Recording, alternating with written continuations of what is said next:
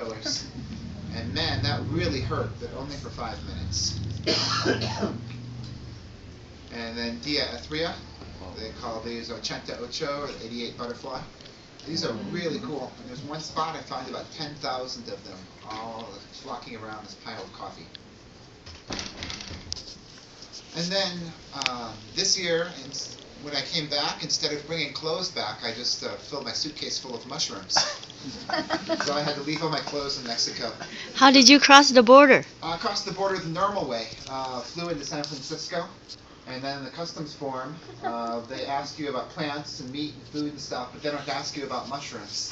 So I filled out the customs form honestly, and yeah, they asked me if I had any food, and I said no, and they didn't even search my bag. They never do. But luckily, mushrooms are on the list of things that are specifically allowed into this country. So you are allowed to bring mushrooms back from other countries. What you're not allowed to bring back is dirt. So that can be kind of a problem with the base of the stem. But luckily, they didn't check. They didn't see any dirt. Are those all dry? Yeah, these are all dry. And so what I did during the first few years is drying on my dashboard. But then they would absorb water again and get moldy. So now what I do is I dry them on my dashboard and I leave them in a Tupperware box with desiccant. And that sucks all the water out of the air, and then they store really well that way.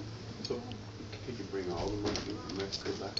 I brought all 300 collections. Everything I collected this year was I was able to fit in my suitcase. You're not allowed to bring psilocybin mushrooms back. Okay, But with the psilocybin mushrooms, I left them in the herbarium there because they have this herbarium where they have a license to have those kind of mushrooms, and also all of the top psilocybin experts in the world are working at this university in Jalapa. So I give them all of my psilocybin mushrooms, and everything I bring back is completely legal. And then what I do is once I get here, I do nice microscope work and then do DNA extraction and build phylogenetic trees. So this is a software called Mega 6, and